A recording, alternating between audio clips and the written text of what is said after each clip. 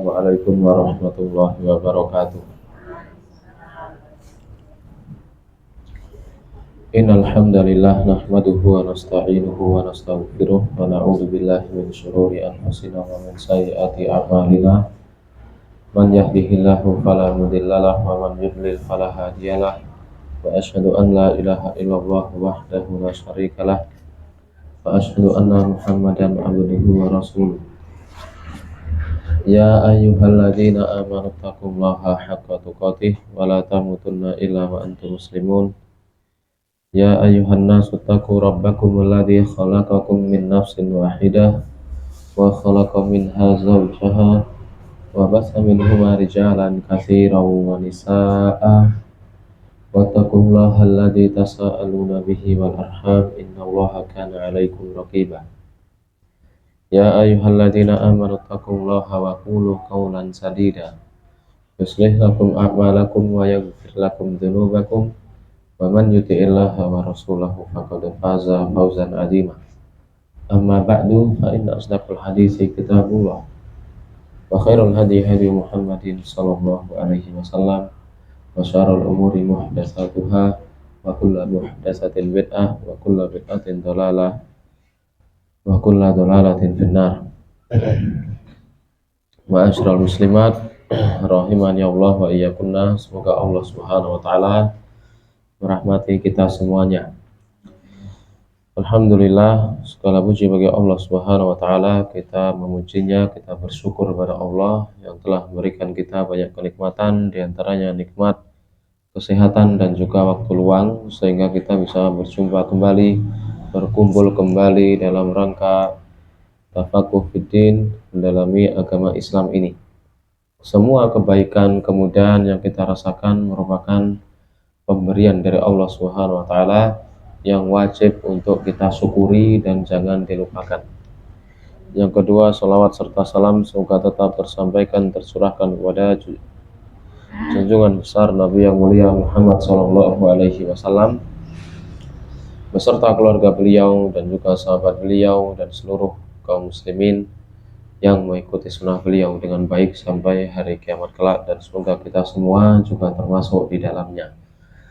Amin. Kita lanjutkan pembahasan kitab Asyru Qawaid fil Istiqomah, 10 kaidah meraih istiqomah, karya dari Asy-Syaikh Abdul Razak Ibn Abil Husain Al-Abad Al-Badr hafizahumullah subhanahu wa ta'ala wa rahimahumullah subhanahu wa ta'ala rahmatan wasi'ah. Kalau nggak salah kita masih pada kaidah yang pertama. Sudah selesai belum? Kayaknya belum ya. Halaman pinter nggih? Agak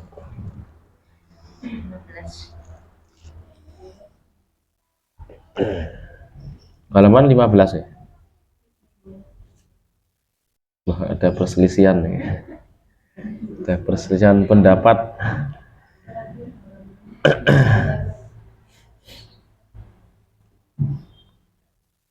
Halaman 18 nggih.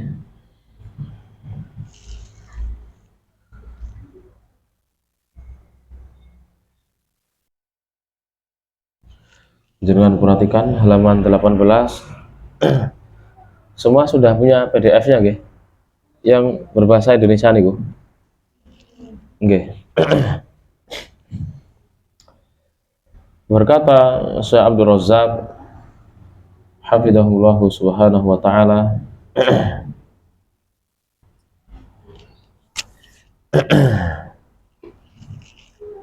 ayat-ayat tentang istiqomah itu sangat banyak sekali. Beberapanya sudah kita bacakan pada pertemuan yang lalu.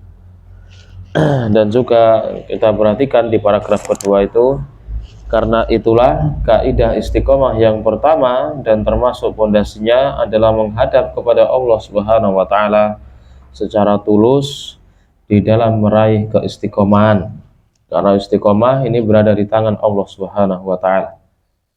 Istiqomah ini berada di tangan Allah Subhanahu wa taala. Maka bagi barang siapa yang ingin bisa istiqomah, mendapatkan keistiqomahan dalam menjalankan agama ini, maka dia meminta kepada Allah Subhanahu wa taala, menghadap secara tulus, ikhlas. Kita benar-benar berdoa meminta dan kita memang benar-benar merasa butuh kepada Allah Subhanahu wa taala. Dan dialah Allah Subhanahu wa taala yang memberi petunjuk ke jalan yang lurus. Dan diantara doa yang sering diucapkan oleh Rasulullah Shallallahu alaihi wasallam, ya muqallibal qulub, tsabbit qalbi ala dinik.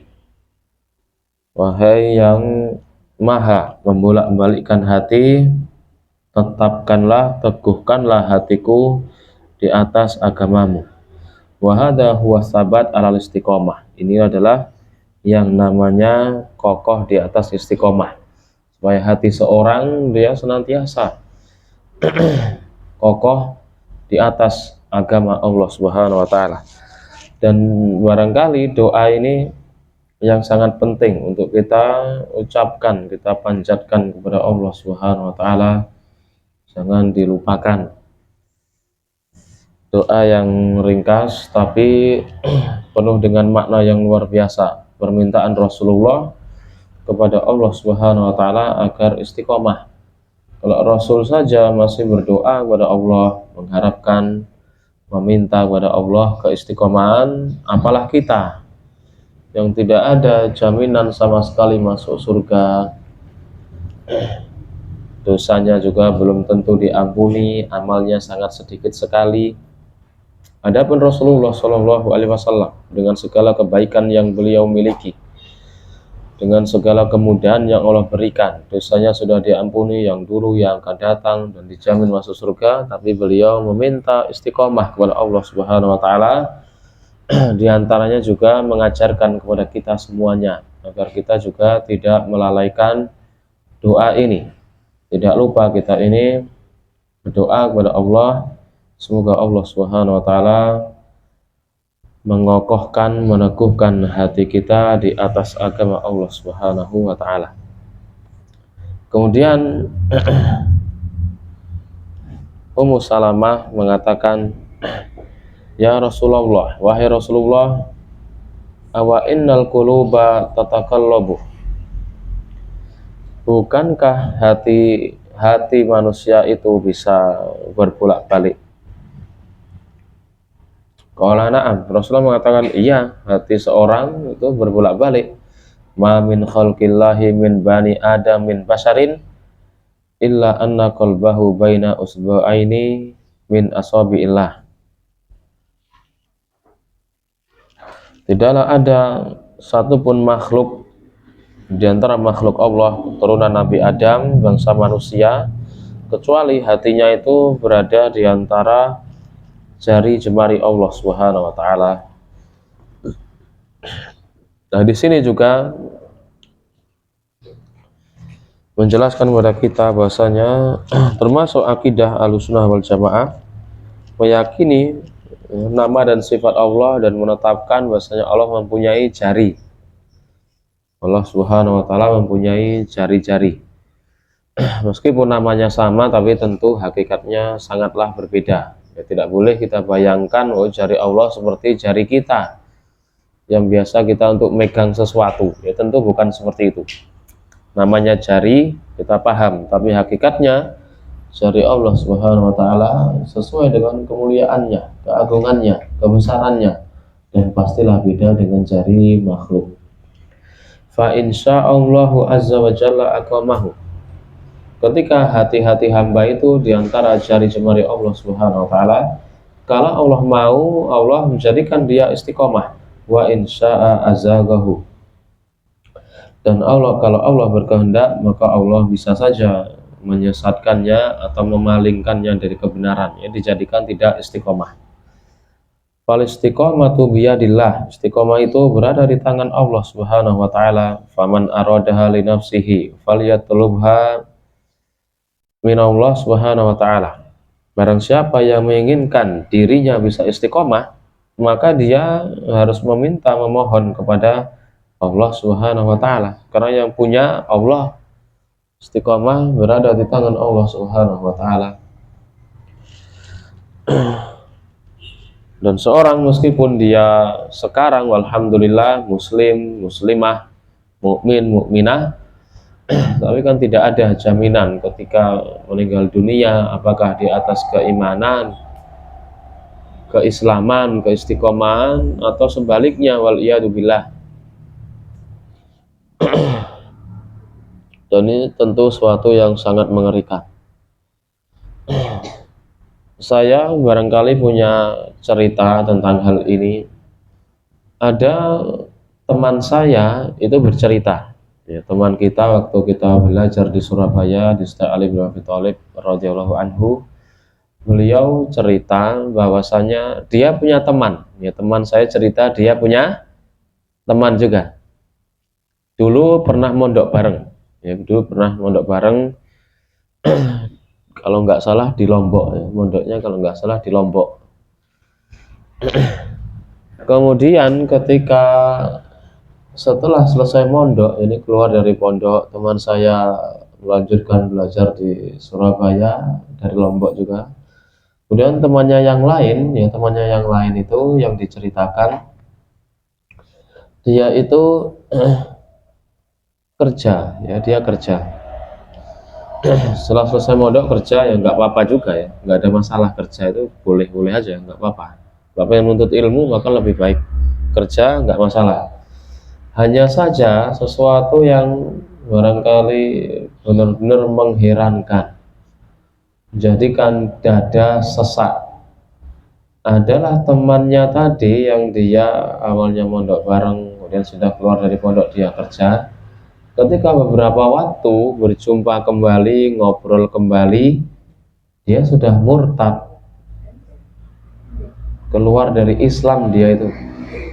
Padahal mondok bareng di salah satu pondok yang ada di Lombok, dan ma'ruf pondok ini pondok sunnah. Sudah sejak dulu, sudah tahu, ya.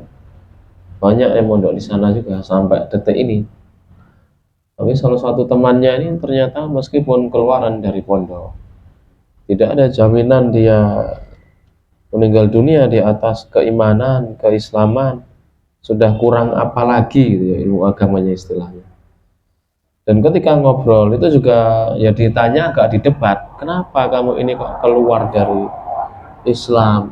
Ini hal yang besar loh, bukan hal yang kecil, yang remeh. Kalau orang dia melakukan kemaksiatan, ya minum khamr, dosa besar, tapi tidak lebih buruk dari murtad, keluar dari Islam.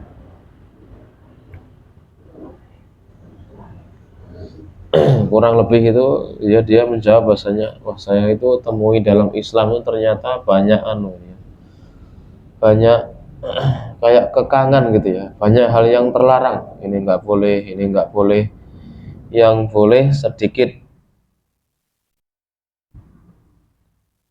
Dan itu ternyata sudah ada syubhat itu dalam akalnya, dalam otaknya, itu sejak dia mondok ternyata. Ini berbahaya sekali. Barangkali Islamnya ini sekedarnya, ya, sekedarnya. Na'udzubillah min dzalik. Dan juga yang lebih dahsyat lagi, ada seorang yang namanya Abdullah Al-Qasimi. Abdullah Al-Qasimi ini seorang ulama yang dia juga luar biasa. Dia menulis sebuah buku yang berjudul As-Sira' Bainal Islam wal Wasaniyah, peperangan antara Islam dan para penyembah berhala. Bukunya luar biasa. Dan Abdullah Al-Qasimi, namanya Abdullah Al-Qasimi, dia orang yang sangat cerdas sekali. Pada zamannya dipuji oleh gurunya, bayangkan nih, gurunya juga memujinya. Bahkan ada juga yang memuji bukunya tersebut. Kurang lebih ucapan ulama yang lain yang memujinya,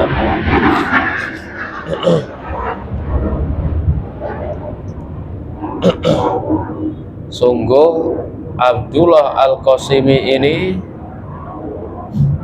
sudah membeli surga dengan mahar kitabnya ini. Maksudnya kitabnya saking luar biasanya. Paham ya maksudnya? Saking kitabnya luar biasa, maka disebut oleh para ulama, sungguh Abdullah Al-Qasimi ini dia telah membeli surga dengan dia membuat kitab ini yang judulnya Al-Sira' Bainal Islam wal Wasaniyin, peperangan antara Islam dan para penyembah berhala.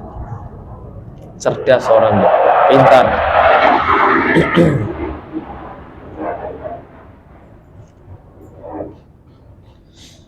Tapi dengan kecerdasannya ini, dengan pujian ulama kepadanya yang setinggi langit, justru ada kesombongan dari hatinya. Dia sombong, dia memuji dirinya. Lah ini yang angel ini. Wah, saya itu emang buat roti hebat banget ya.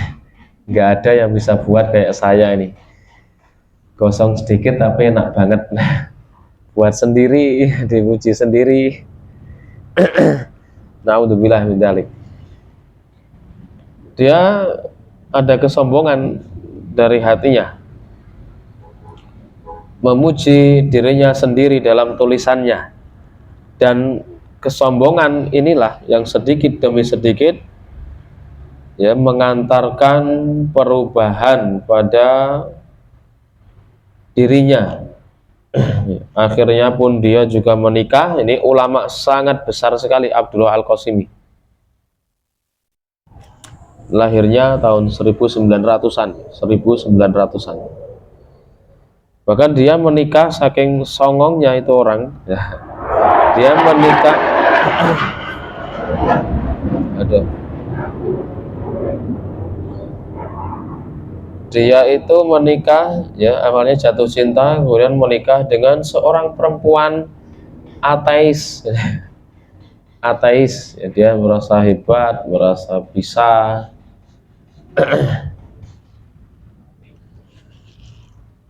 Dan akhirnya pun dia karena menikah dengan perempuan ateis yang barangkali dia kira bisa menjadikannya masuk Islam, mendakwainya. Ini pesawatnya kenapa ini?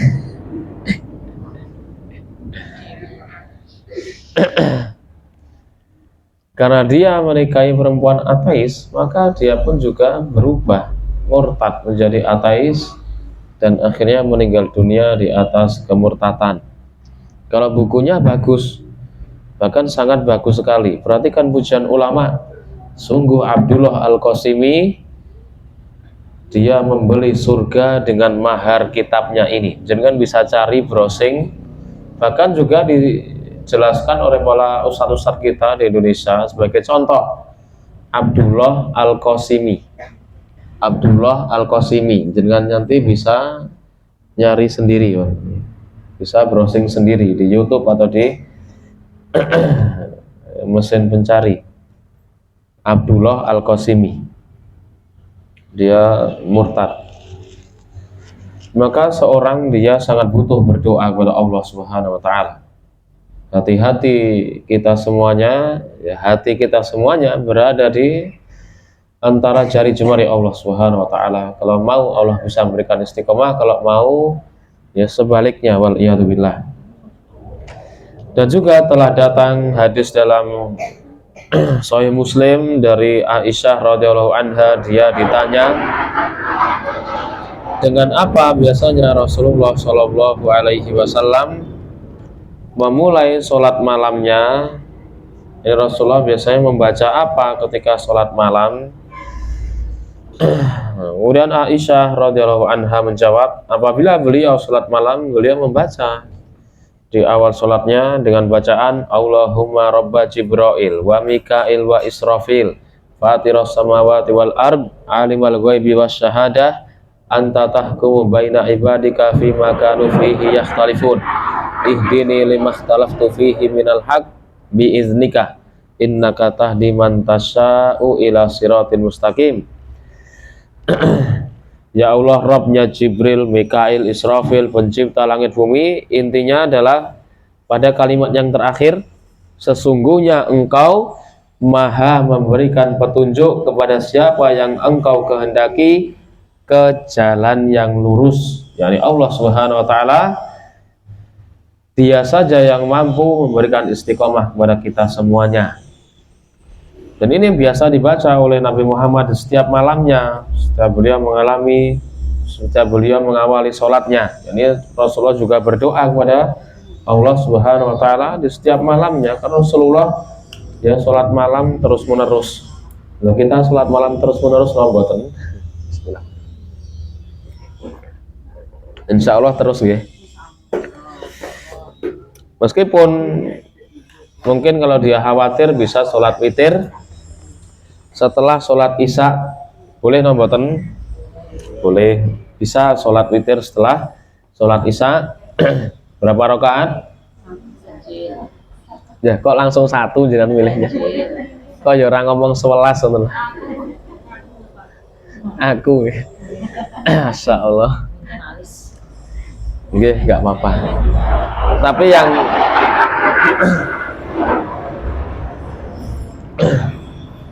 tentu kalau bisa kita lakukan yang banyak, monggo ya, sesuai dengan kondisi masing-masing. Kita berusaha keras 11 rakaat, 7 rakaat, ya 5 rakaat bisa. Meskipun dia hanya 1 rakaat juga tidak mengapa. Meskipun 1 rakaat juga bisa. Yang penting berusaha istiqomah. Kemudian pada doanya Rasulullah, innaka tahdi man tasya'u ila siratal mustaqim, sesungguhnya engkau ya Allah memberikan petunjuk kepada siapa yang engkau kehendaki ke jalan yang lurus. Ketika hal yang diminta adalah hidayah kepada Allah Subhanahu wa taala, adalah permintaan yang paling besar dan mulia, maka Allah wajibkan bagi hambanya untuk meminta hidayah ke jalan yang lurus berulang kali. Yani istiqomah ini kan hal yang sangat besar sekali, hal yang sangat penting sekali. Oleh karena itu Allah juga memerintahkan kita untuk mengucapkan doa supaya kita istiqomah di dalam sholat-sholat kita, yakni dalam surat Al-Fatihah, ihdinas siratal mustaqim, ya Allah tunjukkanlah kepada kita jalan yang lurus, siratal ladzina an'amta alaihim, jalannya orang yang engkau berikan nikmat kepada mereka, ghairil maghdubi alaihim waladdallin, bukan jalannya orang yang dimurkai atau orang yang tersesat. Orang yang dimurkai adalah orang yang dia mengetahui ilmu tapi tidak mau mengamalkan ilmunya, yakni orang-orang Yahudi. Dan waladdallin, dan juga bukan jalannya orang tersesat, yaitu mereka orang yang tidak punya ilmu tapi beramal, ya, beramalnya sesuai dengan hawa nafsu. Jadi dia menjadi orang yang tersesat dari kebenaran.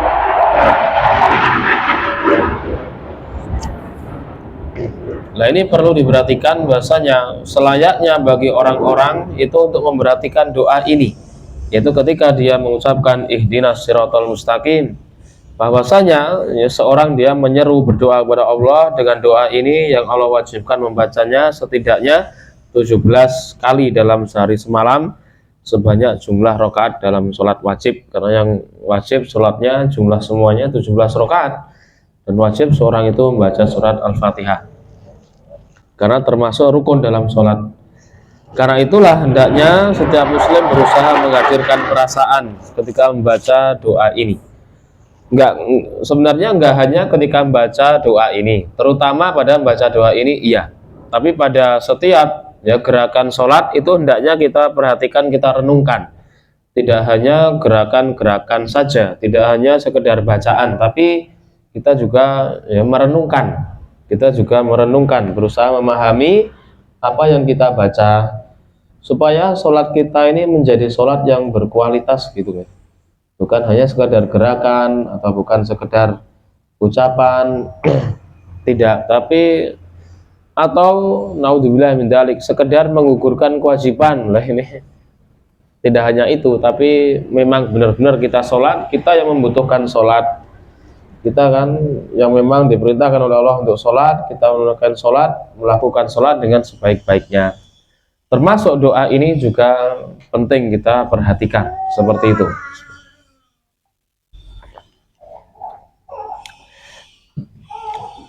Kemudian juga iyyaka na'budu wa iyyaka nasta'in, hanya kepadamu kami beribadah dan hanya kepadamu kami mohon pertolongan ya Allah. Maka seorang hamba diperintahkan untuk senantiasa berdoa kepada Allah Subhanahu wa taala meminta hidayah agar istiqomah. Untuk itulah Anda dituntut untuk juga senantiasa membaca doa ini, yaitu berdoa kepada Allah, memohon hidayah kepada Allah agar bisa istiqomah. Dan doa ini ada di dalam surat Al-Fatihah. Doa ihdinas siratal mustaqim siratal ladzina an'amta alaihim sampai terakhir. Itu benar kita renungkan. Kemudian juga Imam Hasan Al-Basri membaca firman Allah Subhanahu wa taala. Firman Allah yang berbunyi innal ladzina qalu rabbunallahu tsumma istaqamu. Sungguhnya orang yang mengatakan Rabb kita adalah Allah, kemudian mereka istiqomah. Beliau rahimahullah berdoa, Allahumma anta rabbana farzuqnal istiqomah. Ya Allah, engkaulah Rabb kami, anugerahkanlah kepada kami istiqomah. Intinya dijelaskan dalam poin yang pertama, kaidah yang pertama, istiqomah adalah merupakan anugerah ilahiyah dan karunia rabbaniyah milik Allah Subhanahu wa taala.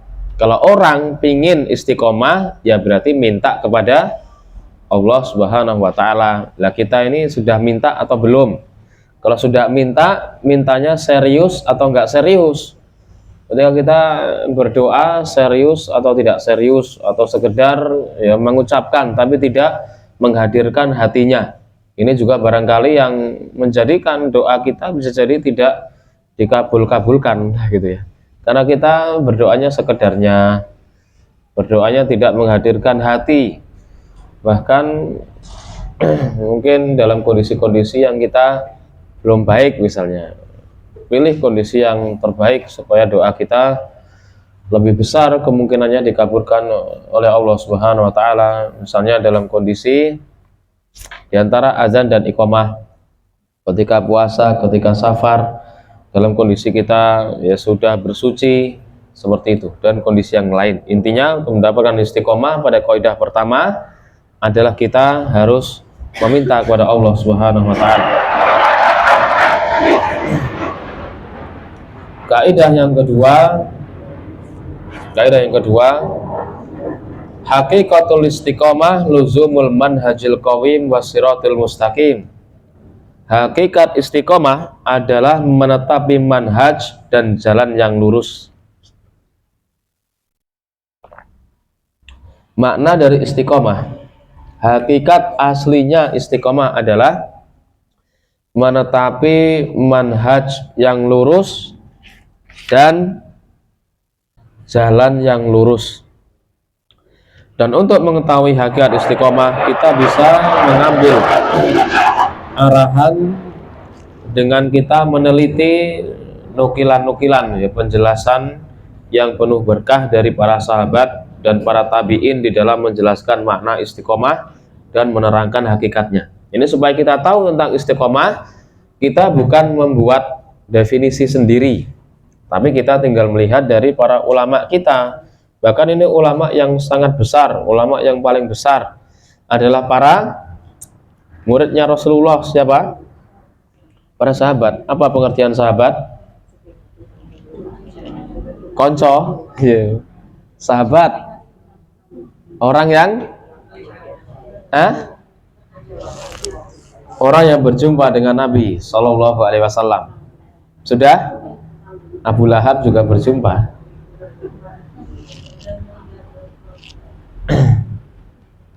Napa malih? Orang yang berjumpa dengan Nabi secara langsung ya, bukan ngimpi. Yang kedua, dan beriman kepada Nabi dan apa? Meninggal dunia di atas keimanan. Para sahabat, orang yang berjumpa dengan Nabi dan dia dalam keadaan beriman ya, bukan sekedar berjumpa. Kalau sekedar berjumpa lah, Abu Lahab, Abu Jahal juga berjumpa bahkan memerangi Nabi. Jadi bukan sahabat, dan dia meninggal dunia di atas keimanan. Karena ada sahabat kemudian dia murtad, ya ini orang-orang munafikun murtad. Kemudian apa pengertian tabi'in? Tabi'in mirip-mirip pengertiannya. Ini pesawatnya kok pas sekali riwa-riwi ini mau kakean solar no. Kalau tabi'in pengertiannya orang yang berjumpa dengan sahabat dan dia beriman kepada Allah dan Rasulnya, dan dia meninggal dunia di atas keimanan. Jadi tabi'in berjumpa dengan Rasul napa mboten?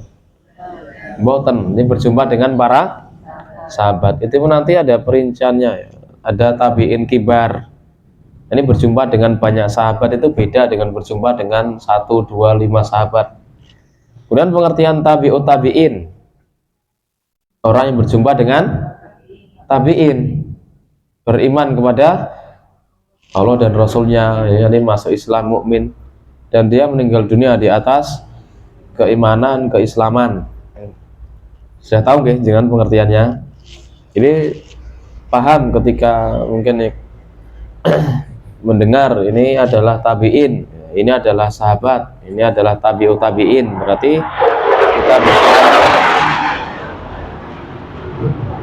kita bisa membedakan, ya, bisa membedakan.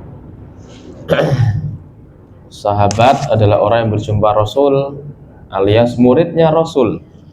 Tabi'in adalah orang yang berjumpa dengan sahabat alias muridnya sahabat. Tabi'in itu bahasa Arab, artinya orang yang mengikuti, orang yang mengikuti. Jadi tabi'in muridnya sahabat. Kemudian tabi'ut tabi'in muridnya tabi'in. Tabi'ut tabi'in artinya adalah pengikutnya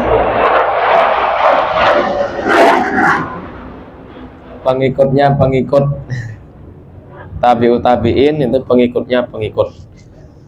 Kenapa kita perlu tahu paham 3 generasi ini? Karena ini 3 generasi terbaik, 3 generasi emas. Kita katakan generasi terbaik, generasi emas, bukan sekedar ucapan kita, tapi berdasarkan sabda Rasulullah SAW, khairun nasi qarni, sebaik-baik generasi adalah generasiku. Yani Rasul hidup, dia juga hidup. Siapa yang maksudnya orang hidup pada masa Rasul? Para sahabat. Jadi dapat pujian dari Rasulullah. Pujian dari Rasulullah itu wahyu ilahi, itu pujian dari Allah Subhanahu wa taala. Tsummal ladzina yalunahum, kemudian orang-orang yang datang setelah mereka. Siapa yang datang setelah sahabat? Tabi'in. Tsummal ladzina yalunahum, kemudian yang datang setelahnya. Siapa yang datang setelahnya? Tabi'ut tabi'in. Ini maksud hadisnya seperti itu. Dan di sini juga maknanya juga seperti ini. Dan kita untuk mengetahui hakikat istiqomah itu, kita cukup menukil itu memindahkan atau mengambil penjelasan-penjelasan dari para sahabat, tabi'in, atau orang-orang yang mengikuti mereka dengan baik tentang penjelasan hakikat istiqomah. Karena mereka orang yang dapat rekomendasi dari Allah Subhanahu wa taala, dari Rasulullah alaihi salatu wassalam. Dan metode kita beragama mengikuti mereka. Itulah yang namanya manhaj salaf, ya. Manhaj salaf itu metode yang salaf, metode yang dulu, maksudnya salaf itu orang-orang terdahulu. Secara bahasa, secara istilah, maknanya orang terdahulu. Salaf adalah ya Rasulullah, sahabat, tabi'in, tabi'ut tabi'in. Itu generasi yang terbaik yang memang dapat rekomendasi langsung dari lisannya Muhammad alaihi salatu wassalam. Seperti itu.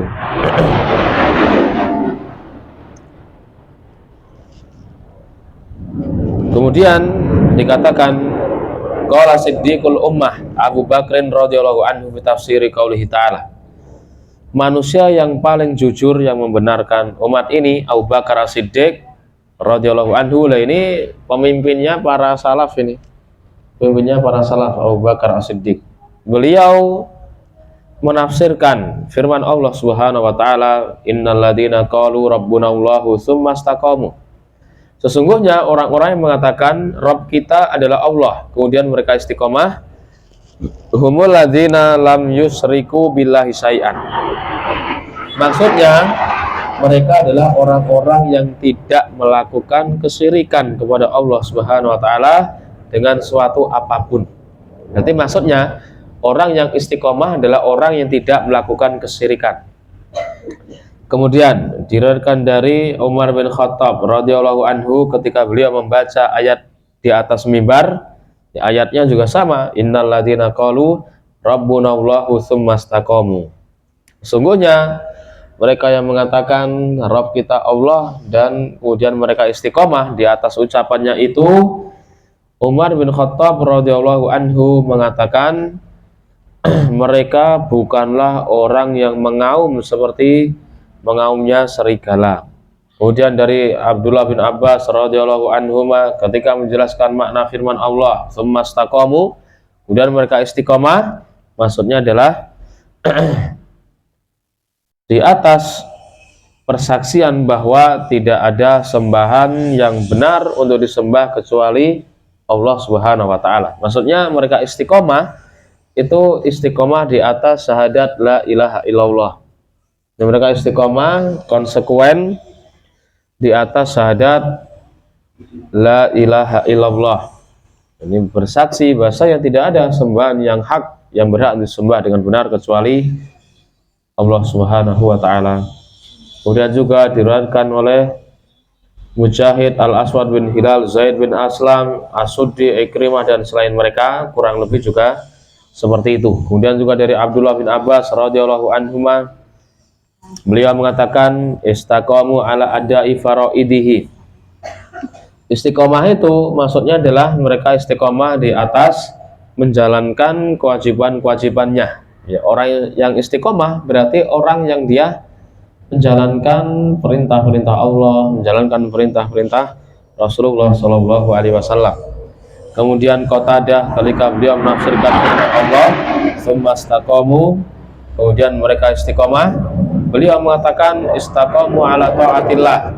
Mereka itu orang-orang yang istiqomah di atas ketaatan kepada Allah Subhanahu wa taala. Ini maksudnya istiqomah ini di atas ketaatan, di atas kebaikan, di atas perintah Allah dijalankan, dan juga yang larangan Allah ditinggalkan. Itu namanya orang yang istiqomah. Kemudian ucapan-ucapan ini juga dipaparkan oleh Ibnu Rajab rahimahullah dalam kitab Jami'ul Ulum wal Hikam, ya syarahnya Arba'in Nawawi.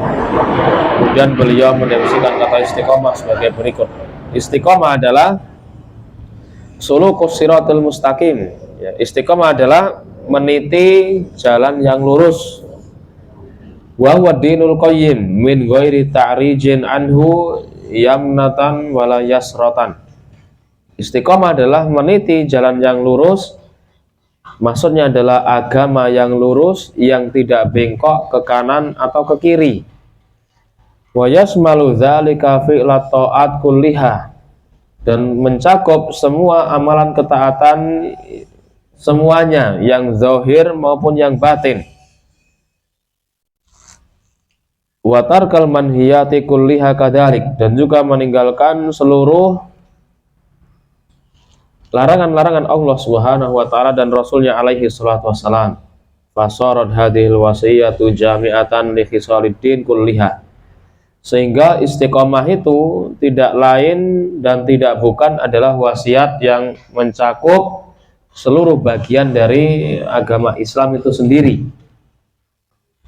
Menurut Al-Imam Ibnu Rajab Al-Hanbali ketika mensyarah kitab Arba'in An-Nawawi. Kemudian Ibnul Qayyim rahimahullah juga mengatakan fal istiqomatu kalimatun jami'atun akhizatun bimajami'iddin.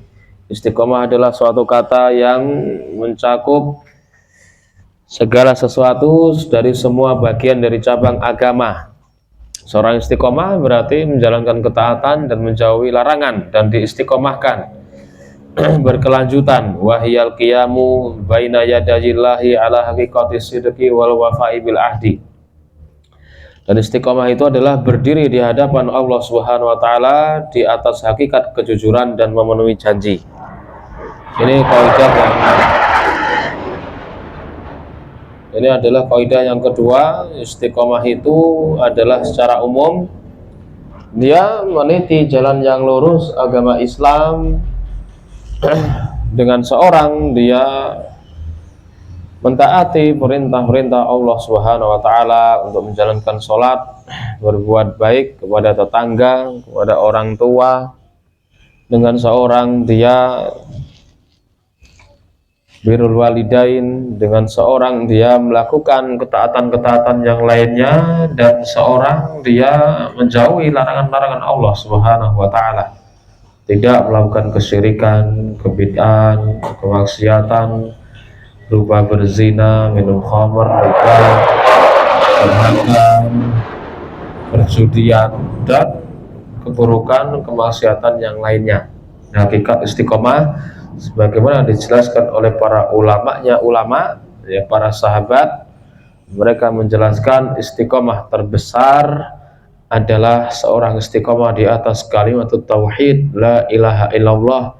Tidak ada sembahan yang memang berhak untuk disembah, diibadahi kecuali hanya Allah Subhanahu wa taala.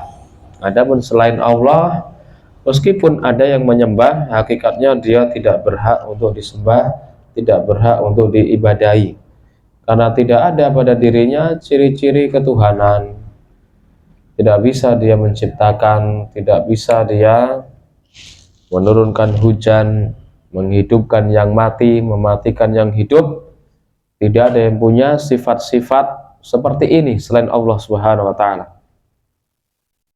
Dan hanya Allah yang berani mengatakan, saya yang mematikan, saya menghidupkan, saya menurunkan hujan, saya menyembuhkan penyakit, saya menciptakan langit, bumi, dan apa yang ada di dalamnya. Jadi Allah Subhanahu wa taala yang berani mengatakan itu semua. Maka dia satu-satunya ilah, sesembahan yang berhak disembah. Adapun yang lainnya tidak berhak disembah. Meskipun ada yang menyembah, hakikatnya tidak berhak disembah, tidak cocok, ya, tidak pantas untuk diibadahi, dimintai tolong, diberikan sujud, rukuk, doa, istighosah kepadanya. Ini adalah merupakan perbuatan syirik besar yang terlarang. Maka hakikat istiqomah adalah seorang yang dia menjalankan ketaatan dan menjauhi larangan, dan dia melakukannya secara kontinu, ya, secara kontinu. Dan ini memang ada hukum sebab akibatnya.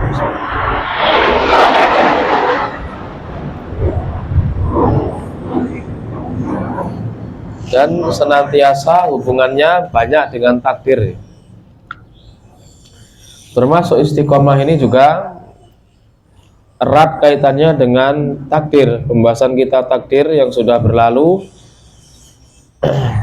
seorang beriman pada takdir mencakup 4 hal. Apa saja? Murojaah nih. Yang pertama, mengimani ilmunya Allah. Yang kedua, catatan takdir. Yang ketiga, mengimani kehendak Allah, masyiatullah. Yang keempat, mengimani penciptaan Allah Subhanahu wa taala. Maka orang yang dia menjalankan ketaatan dan menjauhi larangan ini, meskipun kita yakini hati kita semua di antara jari jemari Allah Subhanahu wa taala, tapi kalau di dunia sunnatullah yang dijalankan oleh Allah, ada yang namanya hukum sebab akibat. Tidak mungkin begitu saja orang diberikan hidayah atau disesatkan oleh Allah Subhanahu wa taala, tidak mungkin. Ada hukum sebab akibat. Oleh karena itulah Allah memberikan kita masyiah, diberikan kehendak kita semua. Allah punya kehendak, kita juga punya kehendak. Manusia punya kehendak no mboten? Allah punya kehendak no mboten? Punya. Ya, kita ini diberikan kehendak, senantiasa diberikan pilihan. Ini senantiasa kita ulang-ulang supaya paham, mengerti. Benar-benar ya di dalam kepala, jangan sampai hafal di luar kepala. Ini Hafal apa enggak? Orang di luar kok. Di luar malah. Di dalam kepala. Seorang ada hukum sebab akibatnya. Seorang yang bisa istiqomah sampai dia meninggal dunia, dan dia bahkan meninggal dunia, kata yang terakhir diucapkan adalah la ilaha illallah. Barangkali panjenengan sudah mengetahui orang yang seperti itu, begitu nggih? Itu kan kalau kita lihat track record hidupnya, itu kan banyak perjuangan pastinya, banyak perjuangannya. Untuk seorang bisa istiqomah di dalam hidupnya sampai dia itu bisa mengucapkan la ilaha illallah di akhir hayatnya, hidupnya, ini sudah merupakan tanda kebaikan, merupakan kesuksesan dari dia hidup di dunia. Bukan bangun rumahnya, bukan beli mobilnya, ya boleh aja bangun rumah ya silakan, beli mobil silakan, beli motor nggak masalah. Gak masalah, semua itu boleh aja. Tapi kesuksesan ketika seorang dia bisa mengucapkan la ilaha illallah di akhir hidupnya, ini hakikat kesuksesan yang sebenarnya. Bagaimana mungkin orang dia bisa mengucapkan la ilaha illallah akhir hidupnya, kalau selama hidupnya 70 tahun misalnya jarang mengatakan la ilaha illallah. Butuh usaha di situ, dan senantiasa Allah Subhanahu wa taala memberikan pilihan kepada kita. Allah memberikan pilihan, yakni Allah memberikan kepada kita masyiah, kehendak. Kita pengen ini, pengen itu, kita diberikan pilihan oleh Allah Subhanahu wa taala. Terkadang kehendak kita sesuai dengan kehendak Allah, terkadang kehendak kita tidak sesuai dengan kehendak Allah. Dan ketika kehendak kita untuk melakukan kebaikan sesuai dengan kehendak Allah, misalnya dari kemarin ya, kemudian tadi pagi panjenengan pengen punya kehendak untuk hadir di majelis ilmu sekarang, dan terjadi, gitu nggih? Itu berarti kita kehendaknya sesuai dengan kehendak Allah. Walhamdulillah, Allah menghendaki kita kebaikan, hal yang baik. Tapi ketika seorang dia itu melakukan keburukan kemudian terlaksana, ya, melakukan keburukan kemudian terlaksana, orang mencuri kemudian sukses dalam mencuri sukses dalam mencuri gimana ya? Nah, ini berhasil mencuri gitu ya. Ya, mencurinya itu programnya berhasil, itu jangan juga dia itu wah ini berarti Allah menghendaki saya melakukan mencuri kebaikan bagi saya. Itu keburukan bagi Anda. Kita jangan juga nanti berdalil dengan takdir, jangan juga suudzon pada Allah. Ya kan memang Allah yang menghendaki keburukan kepada saya. Kalau mau salahkan, salahkan saja. Loh, kok malah suudzon pada Allah? Lah Anda kan diberikan pilihan. Apakah pilihannya hanya mencuri? Tidak, pilihannya satunya mencuri, satunya tidak mencuri. Pilihannya satunya minum khamr, satunya tidak minum khamr, senantiasa seperti itu. Jangan suudzon pada Allah. Ini kan saya dikehendak, saya ingin minum khamr, terlaksana. Jangan salahkan saya kalau bisa minum khamr, salahkan saja ya takdirnya, Allahnya. Lah ini dia suudzon pada Allah. Jadi kalau diazab baru tahu rasa. Makanya ada azab dari Allah Subhanahu wa taala, sangat adil itu. Bentuk keadilan Allah Subhanahu wa taala ketika seorang mengazab orang melakukan kemaksiatan. Justru kalau nggak diazab, dibiarkan, nah itu justru bentuk ketidakadilan. Yang istiqomah tidak diazab, alhamdulillah, betul. Dia usaha keras untuk istiqomah, tidak mencuri, tidak syirik, tidak bid'ah, tidak menyanyi, tidak judi dan sebagainya. Nah ini yang melakukan itu semua, kemaksiatan itu semua, kok juga nggak diazab? Ya. Kok sama-sama, berarti apa balasannya? Apa bedanya? Memang harus ada azab, harus ada iqab, harus ada hukuman. Bentuk keadilan Allah Subhanahu wa taala. Adapun orang yang beriman, mukmin, mukminah, muslim, muslimah, terkadang Allah Subhanahu wa taala membalas kebaikannya dengan pahala langsung di dunia, beberapa. Dan terkadang Allah Subhanahu wa taala menyimpannya di akhirat, dan itu yang lebih besar. Dan itu yang kita harapkan. Jangan hanya kita mendapatkan balasan di dunia, nanti di akhirat dapat apa.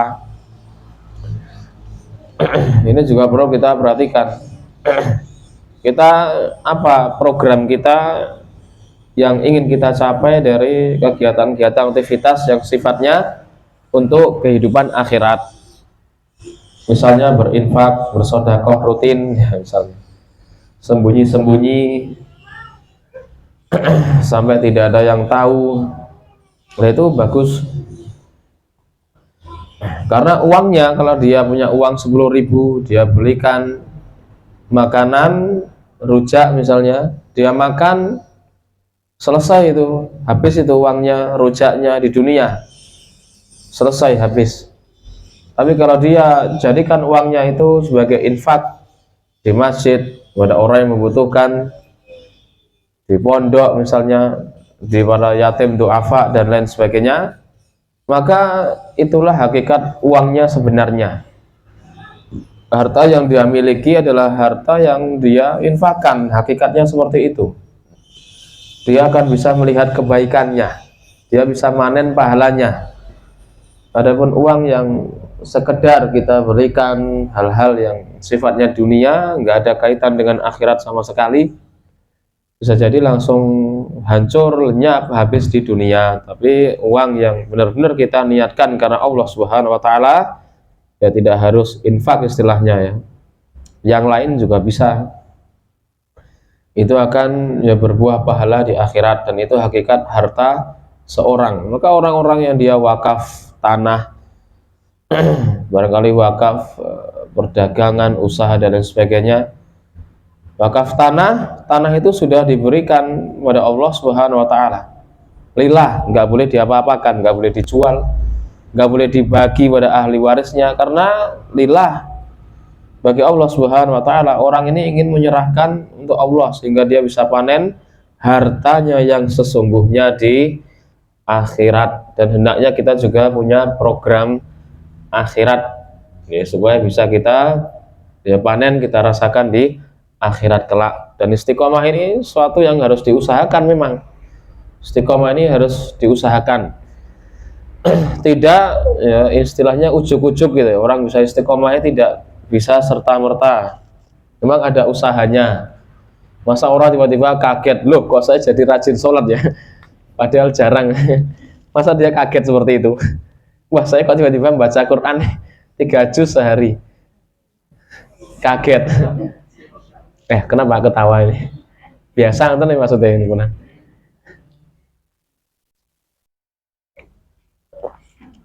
Kok dia kaget? Kan nggak gitu ya. Di dunianya bukan seperti itu ya. Ada hukum sebab akibat, ada usaha. Senantiasa diberikan pilihan oleh Allah Subhanahu wa Ta'ala. Kita punya kehendak. Ada mushaf di depan kita, mau baca atau tidak baca. Nah, seperti itu. Ada kajian majelis ilmu, flyer sudah disebar, sudah dijapri sama temennya, ya kan? Pilihannya juga dua, mau datang atau tidur. Itu pilihan semua. Kalau pengen istiqomah, ya memang ada beratnya, tapi tidak mungkin tidak, maksudnya tidak mustahil. Allah Subhanahu wa Ta'ala berfirman, la yukallifullahu nafsan illa wus'aha.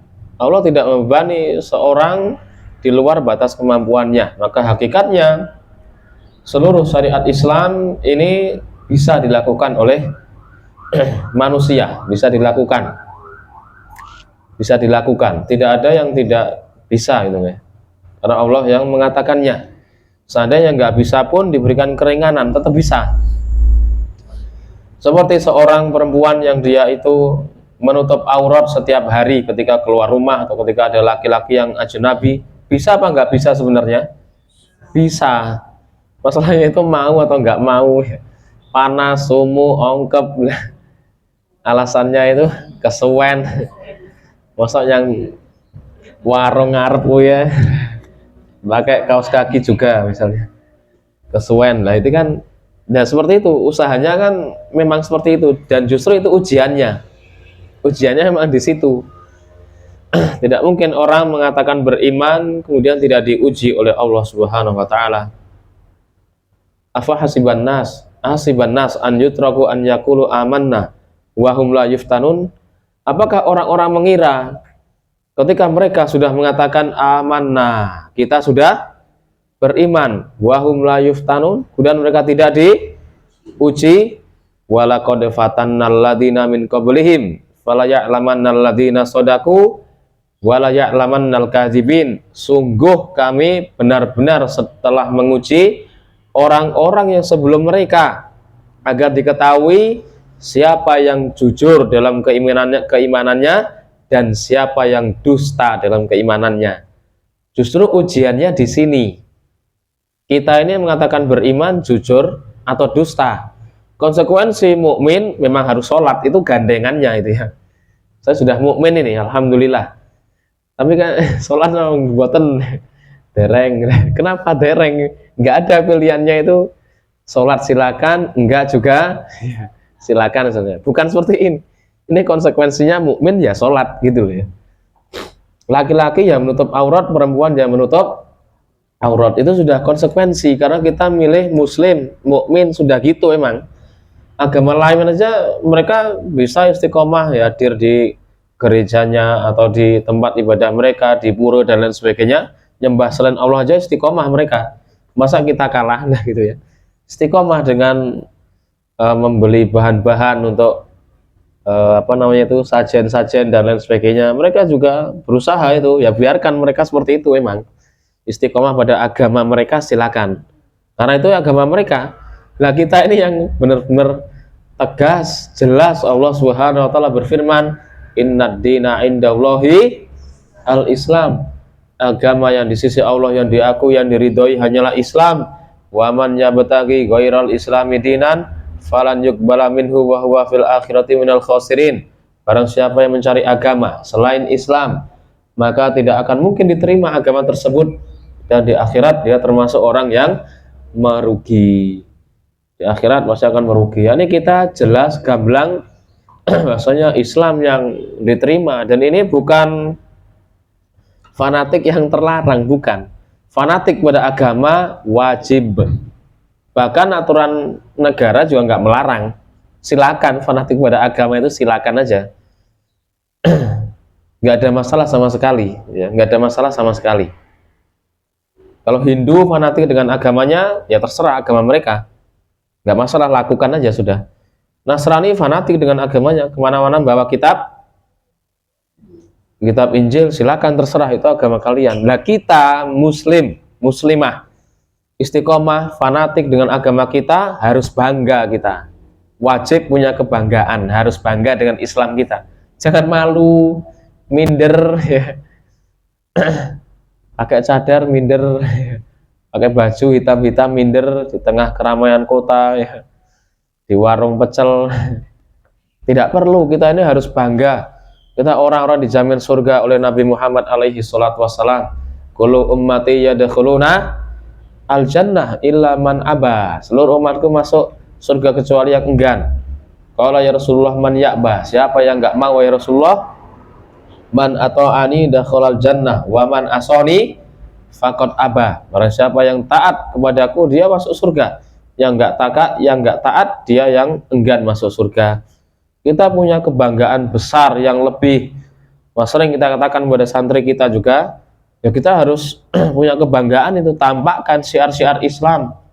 Azan, sholat, ya, laki-laki berjenggot, kemudian juga pakaian di atas mata kaki, celana di atas mata kaki, pakai sarung, pakai jubah, pakai gamis, nggak ada masalah itu. Meskipun dia ke pasar, ke mall, beli pecel, nggak ada masalah sama sekali, ya kan? Kan ada malu-malunya gitu. Saya pakai pakaian yang celana ini aja malu nanti lah. Orang-orang luar itu nggak malu tuh menampakkan aurat. Kita kok malu melakukan ketaatan. Orang maksiat aja nggak malu, masa yang taat ini malah malu. Ini perlu diperhatikan. Nah, kita berikan motivasi supaya kita ini benar-benar menggenggam agama kita dengan kuat, dengan erat. Benar-benar Islam ini menjadi jati diri kita, zohiron wa batinan, secara zohir dan batinnya. Batinnya berakidah Ahlussunnah wal Jamaah. Adapun zohirnya memang menampakkan syiar-syiar Islam, tidak mengapa, tidak masalah, dan itu bagus. Tidak boleh ada minder menjadi orang muslim muslimah, tidak boleh minder, tidak boleh berkecil hati.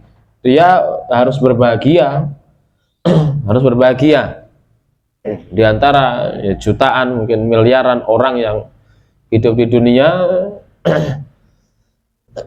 Terpilih dari Allah Subhanahu wa taala menjadi orang yang beragama Islam, mukmin, muslimah, mukminah. Ini perlu kita perhatikan bersama. Kalau hanya perkara dunia, orang kafir punya ini, punya itu, ya memang terkadang ada perasaan di hati. Nggih mboten orang itu kok sugih ram kerjane ora patek ngoyo. Aku itu dodolan lekase jam 3 isuk, mulai jam 3 sore, bayar utang urung mari misalnya.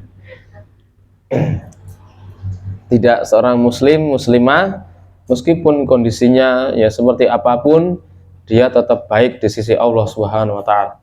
Dia baik di mata Allah Subhanahu wa taala, jauh lebih mulia dibandingkan dengan orang kafir ya sekaya apapun, ya sehebat apapun sudah. Mungkin beratus-ratus kali lipat atau berjuta kali lipat di kebaikannya, kemuliaannya, ya katakanlah meskipun dia kekurangan dibandingkan dengan orang kafir yang modelnya kayak apa sudah. Ini perlu kita perhatikan karena iman itu murni pilihan Allah Subhanahu wa taala bagi hamba-hambanya yang dicintai, yang disayangi. Maka kita butuh untuk istiqomah, menguatkan hati kita, menguatkan iman kita di tengah-tengah ya kerasnya kehidupan orang-orang kafirun, munafikun, zanadiqah, istilahnya menyebar propaganda, isu-isu, berita hoax. Bahasanya Islam seperti ini, Islam seperti ini, itu kan ucapan mereka. Dan yang biasa kita katakan bahwasanya medsos ini bukan ukuran kebenaran sama sekali. Jangan kita hanya sekedar percaya dengan medsos. Kita katakan bahwasanya syaitan bisa menulis status di medsos itu. Betul itu. Syaitan bisa menulis berita, informasi palsu, ini itu di medsos, di website, di Facebook, di Instagram dan lain sebagainya. Karena ya gimana lagi, ya wis teko zamane istilahnya. Ya zamannya memang seperti ini, tapi kita tetap harus ya berhati-hati ketika menerima berita, mendapatkan ya berita, tetap istiqomah di atas kebenaran, di atas agama Islam, menjalankan ketaatan dan juga menjauhi larangan Allah Subhanahu wa taala. Sudah sangat top sekali, sudah orang itu luar biasa tanpa dia melihat kanan kiri ya depan belakang, yang penting dia fokus untuk mentaati Allah, menjauhi larangannya. Ini sudah ya top luar biasa. Adapun dunia ini bukan ukuran kemuliaan atau keistimewaan dari Allah Subhanahu wa taala, karena dunia diberikan kepada siapapun, jangankan manusia, hewan juga diberikan dunia ini untuk makan, minum, mereka juga diberikan pasangan, lah hewan itu loh ya. Orang kafir juga seperti itu, tapi iman yang menancap pada dada-dada kita tidaklah Allah berikan kecuali kepada orang-orang yang memang Allah cintai, Allah inginkan kebaikan padanya. Kalau kita lebih kerucutkan lagi, terutama orang-orang yang mukmin, muslim, sholat, menutup aurat, plus dia hadir di majelis ilmu, itu sabda Rasulullah alaihi salatu wassalam, man yuridillahu bihi khairan yufaqihu fiddin. Barang siapa seorang yang kalau dia itu diinginkan kebaikan oleh Allah Subhanahu wa taala, maka Allah akan menjadikannya paham dalam perkara agama. Jadi kalau orang itu dia bisa hadir di majelis ilmu, memahami, ikut mencatat dan lain sebagainya, maka itu tanda-tanda Allah menginginkan kebaikan pada orang tersebut ya. Mukminin mukminat ya banyak, tapi yang menuntut ilmu sedikit, ya lebih sedikit.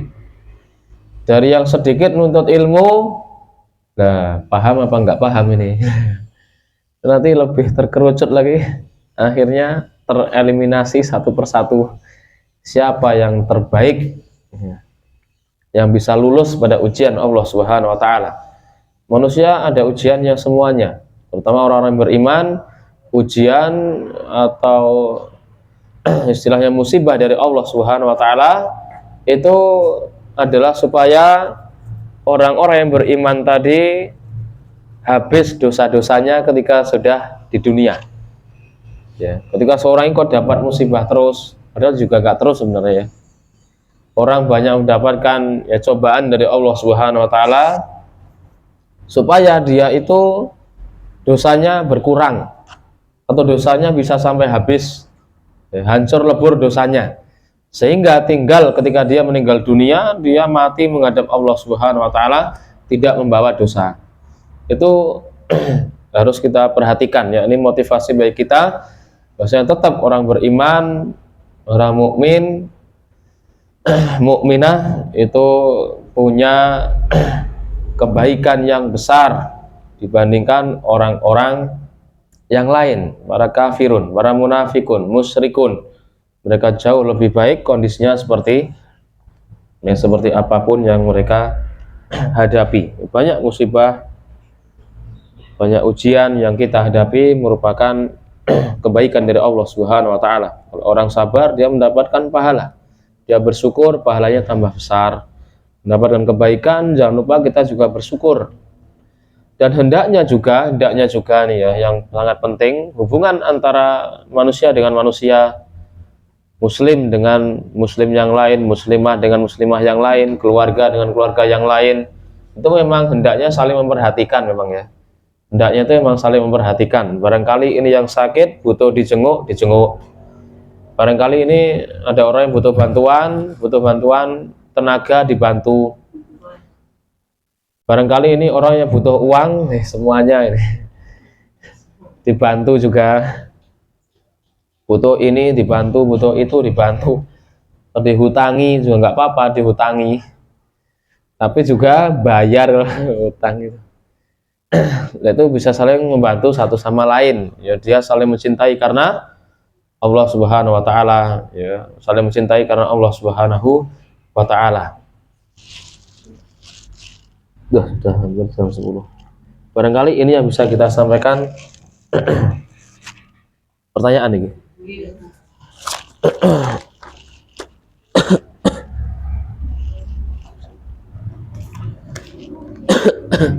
Bismillah, Ustadz izin bertanya, bagaimana caranya supaya ketika meninggal dunia kita bisa melafadzkan la ilaha illallah?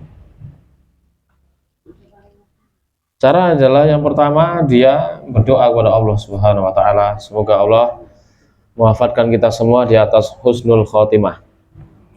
Amin. Yang kedua, dia usahanya dengan mengkaji ilmu agama. Jadi kalau dia terbiasa, maka dia akan lebih mudah gitu ya.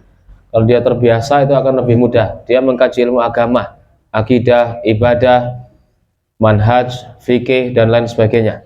Mengkaji ilmu agama. Yang kedua. Yang ketiga, dia sering-sering melafadzkan la ilaha illallah di setiap waktu, setiap tempat, kecuali tempat yang terlarang ya di kamar mandi gitu ya. Ketika kita naik motor pulang pergi ini kan bisa kita melafadzkan. Gini mboten? Ketika jenengan masak di rumah, nyuci piring, kan bukan di kamar mandi kayaknya ya. Itu bisa kita melafadzkan. Ya, meskipun nyuci baju tapi nggak di kamar mandi, bisa nggak? Boleh nggak? Berzikir boleh.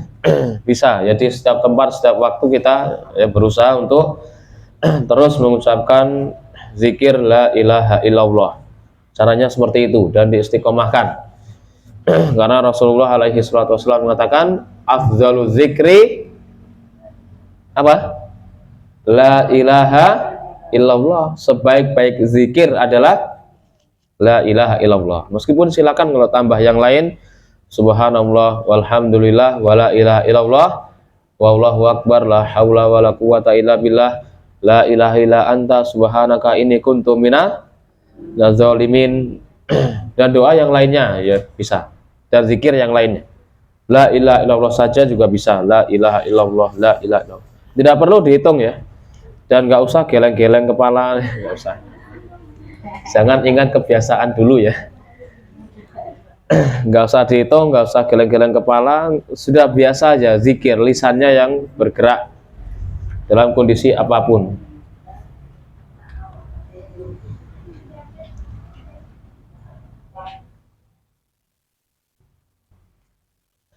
Assalamualaikum warahmatullahi wabarakatuh. Waalaikumsalam warahmatullahi wabarakatuh. Assalamualaikum wa iyyakum.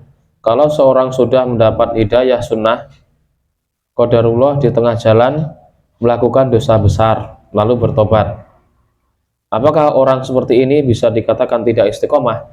Kalau dia bertobat taubatan nasuha dan kembali ke jalan yang lurus, maka dia tetap istiqomah di atas hak, di atas agama Islam. Karena setiap kita, siapa yang tidak melakukan dosa? Siapa yang berani angkat tangan, saya tidak pernah melakukan dosa? Tidak ada. Rasul mengatakan kullu bani Adam khata'. Setiap bani Adam itu khata', itu kalau menurut bahasa Arab itu ya, penjelasannya secara detail itu sering mengulang-ulang dosa. Sebenarnya gitu, enggak hanya setiap anak Adam itu berpotensi melakukan salah, tidak, tapi lebih detail, setiap Bani Adam berpotensi melakukan kesalahan dan berulang-ulang, tinggal kita penuhi syarat-syarat tobat kita. Betul memang, jadi orang yang orang yang bertakwa itu bukan orang yang nggak punya dosa loh ya. Kalau orang yang bertakwa, orang yang nggak punya dosa, siapa yang akan bertakwa kalau begitu? Para nabi, para rasul saja.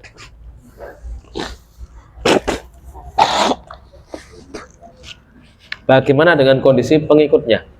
Orang yang bertakwa, orang yang menjalankan perintah, menjauhi larangan. Dia berusaha dengan keras, berusaha dengan kuat.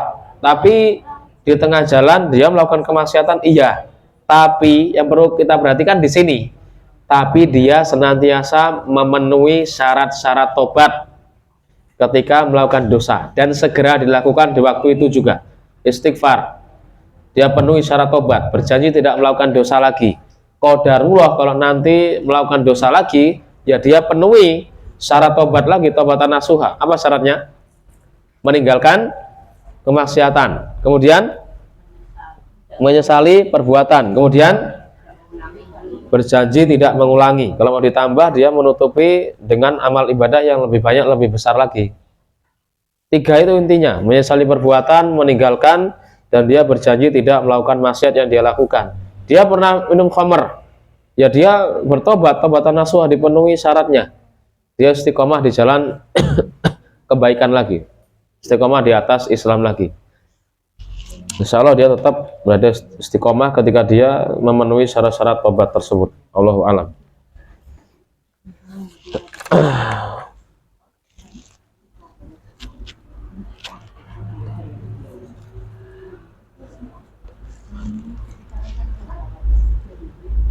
Berdosa.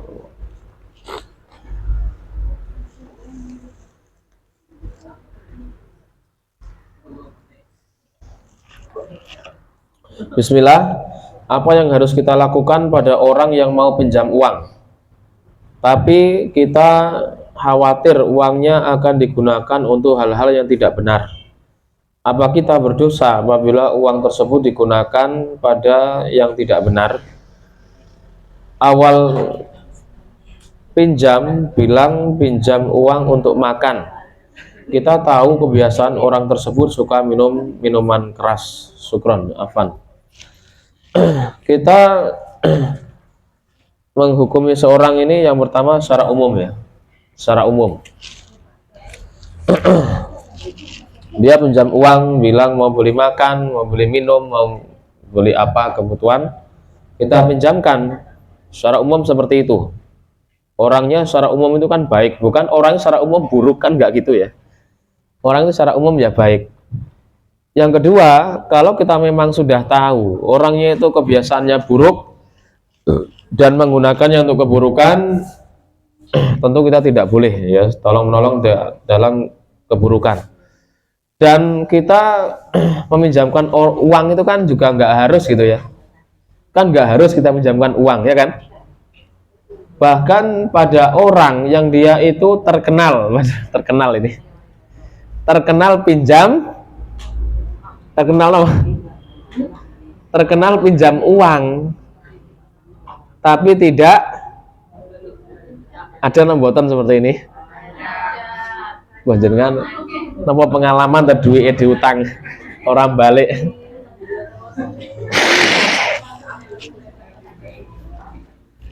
Orangnya itu janjinya manis luar biasa. Sapa ngomong nggih. Tapi kalau sudah jatuh tempo, bilangnya besok, 3 hari, seminggu. Pak itu 3 bulan juga bumbuan itu. Maka orang yang seperti ini perlu dikasih pelajaran juga. Kalau dia pinjam uang, nggak usah dipinjami. Nggak apa-apa ya seperti itu. Nggak apa-apa. Seperti itu. Kalau orangnya sangat tidak punya. Kenapa? Orangnya sangat tidak punya. Orangnya sangat tidak punya. Lanjenengan tuh yang punya uang juga hendaknya memang mengira-ngira juga.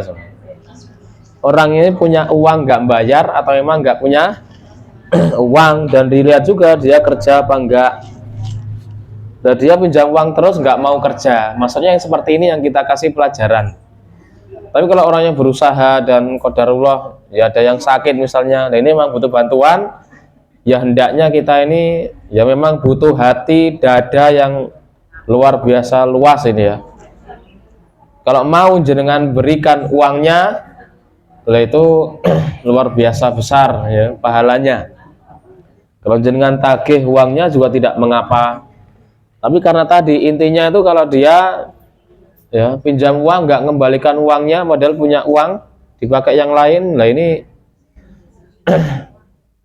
bisa dibilang nanti itu orangnya nggak baik gitu loh ya, kurang amanah dalam masalah uang. Lah ini perlu dikasih pelajaran supaya dia juga ngeh gitu ya, seperti itu. Kalau jenengan bisa nasihati silakan nasihati, kalau nggak bisa ya doakan semoga orangnya segera punya uang dan bayar utang.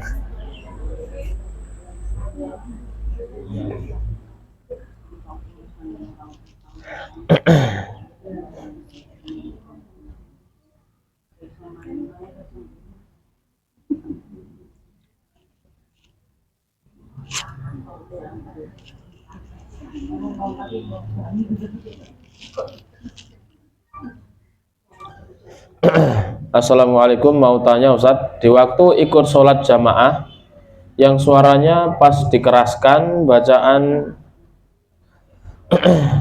ayat, kebetulan imam membaca surat Al-A'la, pada ayat terakhir berbunyi wa Musa suhufi Ibrahim wa Musa, suhufnya Ibrahim dan Nabi Musa. Apakah boleh kita menambahi dengan alaihi salam, karena di tempat saya imamnya sepertinya menambahi dengan mengatakan hal tersebut. Demikian jamaah yang lainnya. Jazakallahu khairan, ilmunya barakallahu fikum wa iyyakum wa fikum barakallah.